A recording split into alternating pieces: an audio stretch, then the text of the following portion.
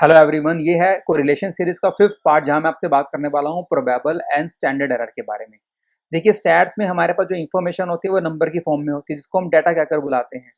और जब भी हम किसी भी प्रॉब्लम से डील करते हैं तो हमारे पास दो ऑप्शन है, या तो हम एंटायर डाटा से डील करें जिसको हम पॉपुलेशन कहते हैं, या फिर हम क्या करेंगे, पॉपुलेशन में से एक पर्टिकुलर पार्ट को अलग कर लेंगे जिसको हम सैंपल कहते हैं और वो हमारी एंटायर पॉपुलेशन को रिप्रेजेंट करता है और उस सैंपल पे काम कर लेंगे।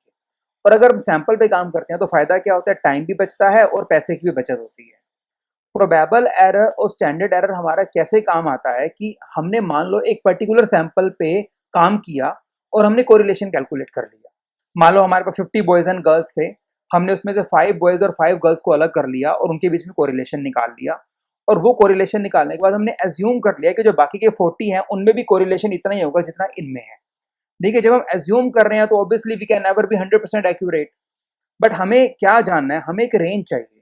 हमें एक रेंज पता लग जाए कि उन 10 लोगों का जो कोरिलेशन आया है, क्या बाकी के जो 40 लोग जिनका हमने कोरिलेशन कैलकुलेट नहीं किया उनका कोरिलेशन किस रेंज में लाई करेगा। और उस रेंज की कैलकुलेशन के लिए हम प्रोबेबल एरर और स्टैंडर्ड एरर की कॉन्सेप्ट को यूज करते हैं। मतलब कि हम इन दो टूल से अपने कोरिलेशन के रिजल्ट्स की रिलायबिलिटी का पता लगा सकते हैं। कैसे प्रोबेबल एरर और स्टैंडर्ड एरर काम करता है, आइए हम इसको पावर पॉइंट के हेल्प से और कुछ न्यूमेरिकल एग्जाम्पल को लेकर समझते हैं। अगर हम Karl Pearson coefficient of correlation के केस के अंदर प्रोबेबल एरर की कैलकुलेशन को देखना चाहते हैं तो उसका हमारे पास फॉर्मूला कुछ इस तरीके से दे रखा है, 0.6745 1 minus r square divide by square root of n. जैसा आप यहाँ पे देख रहे हैं कि जो प्रोबेबल एरर है उसका जो मेन पर्पस है वो ये जानना होता है कि जो कोरिलेशन आपने निकाला है वो कितना रिलायबल है, मतलब कितना विश्वास के लायक है, क्या आप उस पर डिपेंड कर सकते हैं या नहीं कर सकते। ये तो पहला यूज है प्रोबेबल एरर का। दूसरा यूज क्या रहता है कि कई बार हमारे पास ना बहुत सारे लोग दे रखे होते हैं, मतलब पॉपुलेशन होती है हमारे पास काफी बड़ी, और हम हर एक सैंपल का कोरिलेशन नहीं निकाल सकते। हमारे लिए मे बी टाइम की कमी होती है, कई बार पैसे की कमी होती है, तो हम क्या करते हैं, हम पॉपुलेशन में से एक पर्टिकुलर सैंपल को उठाते हैं, उसका कोरिलेशन निकाल लेते हैं, और बाकी के जो सैंपल हमारे पास रह जाते हैं हम उनका एज्यूम कर लेते हैं कि कोरिलेशन इस पर्टिकुलर रेंज में लाई करेगा। अब क्वेश्चन ये निकल कर आता है कि वो जो रेंज जिसमें बाकी के सैंपल का कोरिलेशन लाई करेगा वो रेंज कैसे निकाली जाएगी। तो उस रेंज को निकालने के लिए भी हम प्रोबेबल एरर को यूज करते हैं। आइए समझते हैं प्रोबेबल एरर का कॉन्सेप्ट कैसे काम करता है। प्रोबेबल एरर को यूज करने से पहले हमें इसकी कुछ बातों को याद रखना जरूरी है। जैसे मैं आपको अभी बता रहा था कि प्रोबेबल एरर की हेल्प से आप ये पता लगाते हो कि जो कोरिलेशन की वैल्यू आपने कैलकुलेट की है वो कितनी रिलायबल है। मतलब अगर आपने कोएफिशिएंट ऑफ कोरिलेशन की रिलायबिलिटी को चेक करना है तो आप क्या करेंगे, आप कोरिलेशन और प्रोबेबल एरर को आपस में कंपेयर करोगे। अगर प्रोबेबल एरर की वैल्यू कोरिलेशन की वैल्यू से ज्यादा है तो आप क्या कहोगे कि कोरिलेशन इनसिग्निफिकेंट है, मतलब जो कोरिलेशन की वैल्यू आपने निकाली है वो रिलायबल नहीं है। अगर कोरिलेशन की वैल्यू प्रोबेबल एरर के 6 टाइम से भी ज्यादा निकल कर आ रही है तो उस केस में आप कहोगे आपके कोरिलेशन की वैल्यू 100% रिलायबल है, या you can say highly significant correlation. तीसरा पैरामीटर हमारे पास क्या है कि अगर आपका कोरिलेशन 0.5 से ज्यादा आ रहा है और प्रोबेबल एरर की वैल्यू बहुत स्मॉल है, बहुत स्मॉल से मेरा मतलब है 0 के करीब है, तो आप क्या कहोगे, कोरिलेशन बिल्कुल सही है, रिलायबल है। और अगर आपके कोरिलेशन की वैल्यू 0.3 से भी कम आ रही है तो उस केस में भी आप ये कह सकते हो कि आपके जो कोरिलेशन की वैल्यू है वो रिलायबल नहीं है। इन 4 पैरामीटर्स के अंदर जो सबसे इंपॉर्टेंट पैरामीटर है जिसके बेसिस पे हम अपने कोरिलेशन की रिलायबिलिटी को जज करते हैं वो है हमारा सेकंड वन।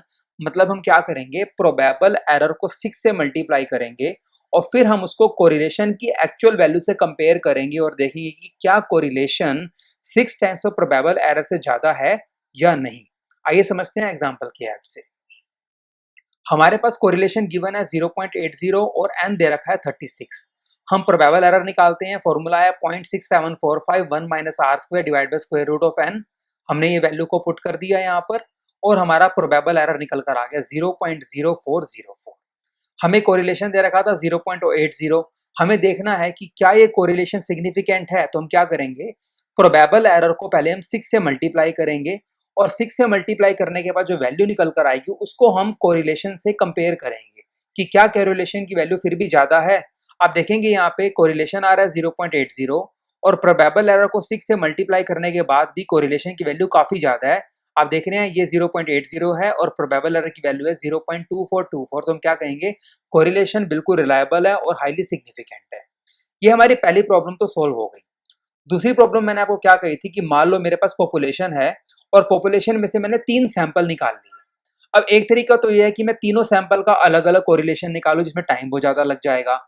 दूसरा तरीका क्या है कि मैं एक सैंपल का कोरिलेशन निकालूंगा, फिर प्रोबेबल एरर निकालूंगा, उससे मैं एक रेंज निकाल लूंगा और वो जो रेंज निकल कर आएगी मैं एज्यूम करूंगा कि जो बाकी के 2 सैंपल हैं उनका कोरिलेशन भी इसी रेंज में लाई करेगा। अब रेंज कैसे निकालते हैं, हमारा फॉर्मूला क्या है, r plus minus probable error.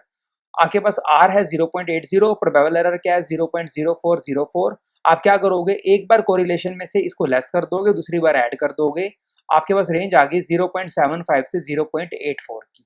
इसका मतलब बाकी के जो 2 सैंपल जिसका कोरिलेशन नहीं निकाला, आप मान के चलोगे कि 50% प्रोबेबिलिटी है कि उनका कोरिलेशन भी 0.75 से 0.84 में लाई करेगा। कैसे, इसको ग्राफिकली समझते हैं।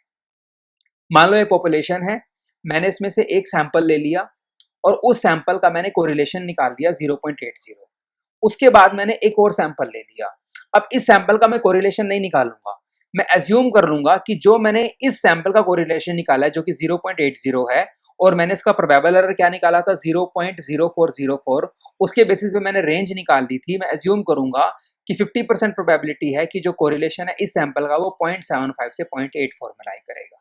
ऐसे ही मान लो मैंने एक और सैंपल ले लिया, मैं इसके केस में भी यही एज्यूम करके चलूंगा कि इसका भी कोरिलेशन 50% प्रोबेबिलिटी के साथ 0.75 से 0.84 में ही लाई करेगा। कुछ इस तरीके से प्रोबेबल एरर को आप यूज कर सकते हैं।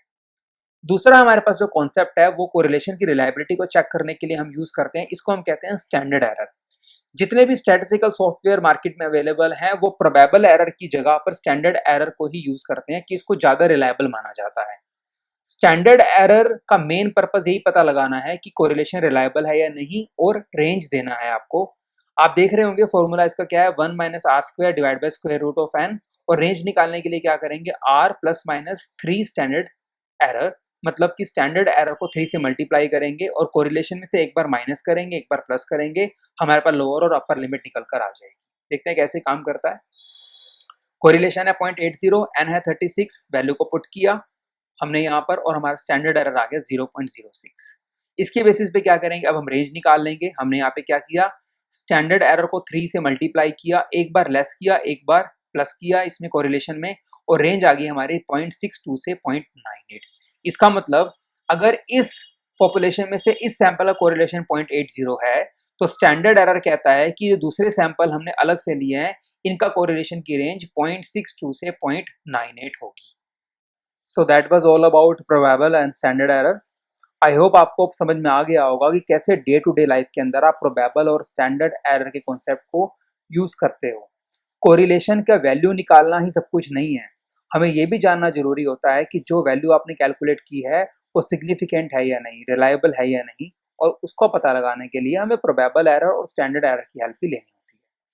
आई होप आपको ये वीडियो अच्छा लगा होगा, तो इसको लाइक एंड शेयर जरूर कीजिएगा, और अगर आपने मेरा चैनल सब्सक्राइब नहीं किया है तो प्लीज़ उसको सब्सक्राइब करना ना भूलिएगा। Thank you so much for watching this video.